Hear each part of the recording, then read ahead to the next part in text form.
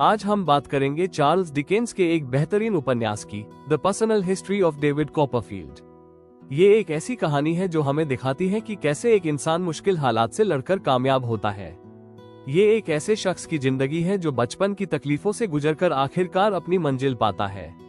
David Copperfield सिर्फ एक किताब नहीं है, डिकेंस ने इसे अपनी सबसे पसंदीदा रचना माना था। उन्होंने इसे अपना फेवरेट चाइल्ड कहा था। ये किताब 1849 से 1850 तक हर महीने किश्तों में छपी थी।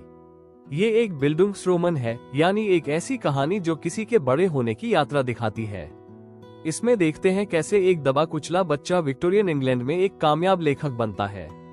ये जिंदगी की वो कहानी है जहाँ क्रूरता और दयालुता दोनों है, नुकसान भी है और प्यार भी, और सबसे बड़ी बात है अपनी असली पहचान ढूंढने की कोशिश। डेविड का जन्म ब्लंडरस्टोन, सफोक में होता है, उसके पिता की मौत के 6 महीने बाद। शुरुआती साल बहुत अच्छे गुजरते हैं। उसकी माँ क्लारा बहुत प्यारी है और उनकी हाउसकीपर पेगोटी भी बहुत अच्छी है। लेकिन ये सुख ज्यादा दिन नहीं टिकता। क्लारा की शादी एडवर्ड मर्डस्टोन से हो जाती है, जो बहुत क्रूर और कंट्रोलिंग टाइप का आदमी है। उसकी बहन जेन भी उतनी ही सख्त है। दोनों मिलकर घर में डर और दबाव का माहौल बना देते हैं। क्लारा तो प्यार करती है लेकिन कमजोर है, अपने बेटे को बचा नहीं पाती। पेगोटी ही है जो डेविड के साथ खड़ी रहती है। मर्डस्टोन भाई बहन असल में उस जमाने की सख्त सत्ता को दिखाते हैं जहां कंट्रोल मानसिक और शारीरिक अत्याचार से किया जाता था। यहाँ थीम है पावर का गलत इस्तेमाल। एक बार पिटाई के दौरान डेविड मर्डस्टोन को काट लेता है। बस सजा के तौर पर उसे सलेम हाउस भेज दिया जाता है। ये एक बोर्डिंग स्कूल है जहाँ हेडमास्टर मिस्टर क्रिकल बहुत हिंसक इंसान है। यहाँ डेविड को 2 दोस्त मिलते हैं, जेम्स टियरफथ जो बहुत आकर्षक और चार्मिंग है, और टॉमी ट्रेडल्स जो अच्छे स्वभाव का लड़का है। फिर एक बड़ी त्रासदी आती है। डेविड की माँ और उसके नवजात भाई की मौत हो जाती है। अब डेविड पूरी तरह मर्डस्टोन्स के हाथों में है। सिर्फ 10 साल का बच्चा, और उसे लंदन भेज दिया जाता है उनके वाइन के कारोबार में काम करने। वहाँ वो माइकोबर परिवार के साथ रहता है। ये लोग दयालु हैं लेकिन हमेशा कर्ज में डूबे रहते हैं। डेविड की जिंदगी बहुत मुश्किल हो जाती है। क्रिकल एक क्रूर हेडमास्टर है, स्टियरफथ अमीर घराने का चार्मिंग दोस्त है, और माइकोबर्स गरीब लेकिन नेक दिल लैंडलॉर्ड है। डेविड को लगता है कि उसे अकेला छोड़ दिया गया है, तो वो एक बहादुरी का फैसला लेता है कि वो भाग जाएगा। उसकी मंजिल है डोवर, क्योंकि वहाँ उसकी एक रिश्तेदार रहती है, उसकी ग्रेट आंट बेट्सी ट्रॉटवुड। ये सफर बहुत खतरनाक होता है। रास्ते में उसे लूट लिया जाता है और पूरा रास्ता पैदल चलना पड़ता है। जब वो पहुंचता है तो उसकी हालत बहुत खराब होती है, कपड़े फटे हुए, बिल्कुल थका हुआ। उसकी चाची पहले तो बहुत सख्त और अजीब लगती है, लेकिन डेविड की हालत देखकर उनका दिल पिघल जाता है। वो उसे अपने घर में रख लेती है, मर्डस्टोन्स को भगा देती है और डेविड को एक नया नाम देती है, ट्रॉटवुड कॉपरफील्ड। एक नई शुरुआत मिलती है उसे। बेट्सी ट्रॉटवुड असल में एक मजबूत और दयालु महिला है जो डेविड को बचाती है। मिस्टर डिक उनके साथ रहते हैं, थोड़े सनकी लेकिन दिल के बहुत अच्छे हैं। बेट्सी डेविड को कैंटरबरी में एक अच्छे स्कूल में भेजती है। ये स्कूल डॉक्टर स्ट्रॉन्ग चलाते हैं। डेविड मिस्टर विकफील्ड के घर रहता है, जो एक वकील है। उनकी बेटी एग्नेस डेविड की सबसे करीबी दोस्त बन जाती है और उसकी मॉरल गाइड भी। यहीं पर डेविड यूरिया हीप से मिलता है, जो विकफील्ड का क्लर्क है। हीप दिखने में तो बहुत विनम्र लगता है, अम्बल कहता है खुद को, लेकिन असल में वो बहुत चालाक और महत्वाकांक्षी है। ये धीरे धीरे एक खतरा बनता जाता है। डेविड यहाँ पढ़ाई में बहुत अच्छा करता है और फैसला करता है कि वो प्रॉक्टर बनेगा, यानी एक तरह का वकील। एग्नेस विकफील्ड सच्ची और भरोसेमंद दोस्त है। यूरिया हीप विलेन है, जो अम्बल यानी विनम्र होने का ढोंग करता है। जवान होने पर डेविड को डोरा स्पेनलो से गहरी मोहब्बत हो जाती है। डोरा बहुत खूबसूरत है लेकिन बच्चों जैसी है। वो अपने एम्प्लॉयर की बेटी है। एग्नेस उसे चेतावनी देती है कि शायद ये मैच सही नहीं है, लेकिन डेविड नहीं मानता और डोरा से शादी कर लेता है। शादी में प्यार तो है लेकिन मुश्किलें भी बहुत हैं।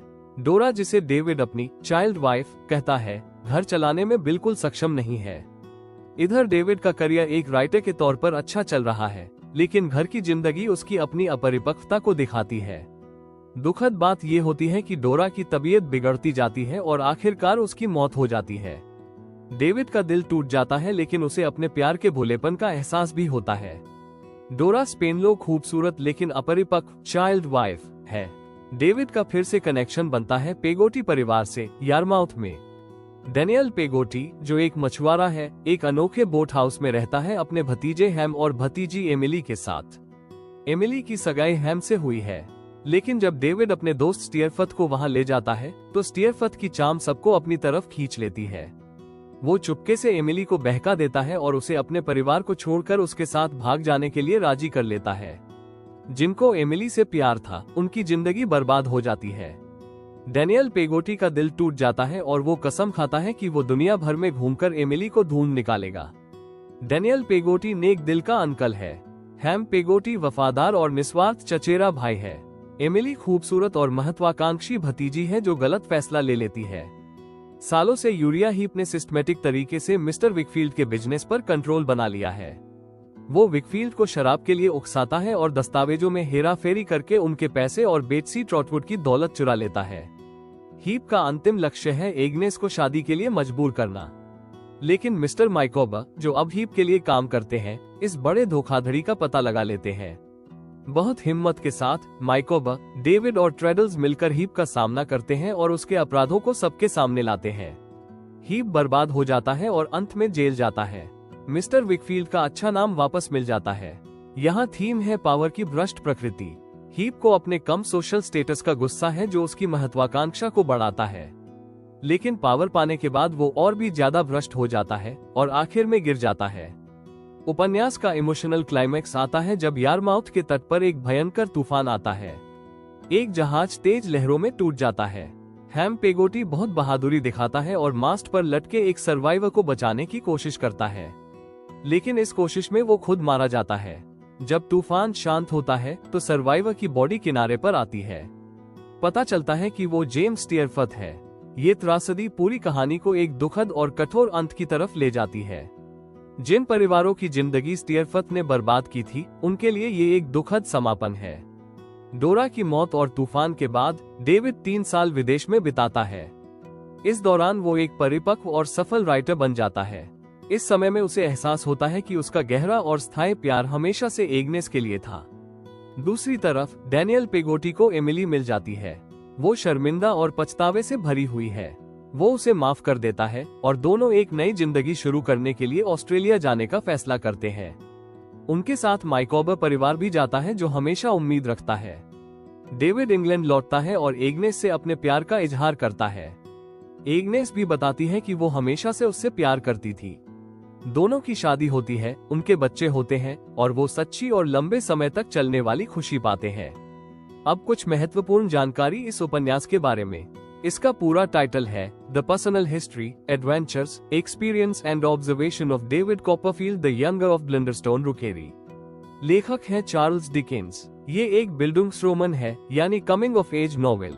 इसे पहली बार मई 1849 से नवंबर 1850 तक मासिक किश्तों में छापा गया था। इस उपन्यास को व्यापक रूप से डिकेंस का सबसे ऑटोबायोग्राफिकल नॉवेल माना जाता है। उन्होंने खुद इसके बारे में कहा था, अपनी सभी किताबों में से मुझे ये सबसे ज्यादा पसंद है। इसकी सेटिंग है अर्ली टू मिड 19वीं सदी का इंग्लैंड। कहानी कई जगहों पर घूमती है, ब्लंडरस्टोन, सफोक, लंदन, कैंटरबरी और यारमाउथ। आखिर में डेविड खुद अपनी जिंदगी का हीरो बन जाता है। उसने कहा था, ओ एग्नेस, ओ माई सोल, तो मेरा चेहरा तुम्हारे पास हो जब मैं अपनी जिंदगी खत्म करूं। तो मैं, जब सच्चाइयां मुझसे पिघल रही हो जैसे छायाएं जिन्हें मैं अब नकारता हूँ, फिर भी तुम्हें अपने पास पाऊं, ऊपर की तरफ इशारा करते हुए। ये शब्द हैं डेविड कॉपरफील्ड के, जब उसे अपनी आखिरी खुशी मिलती है।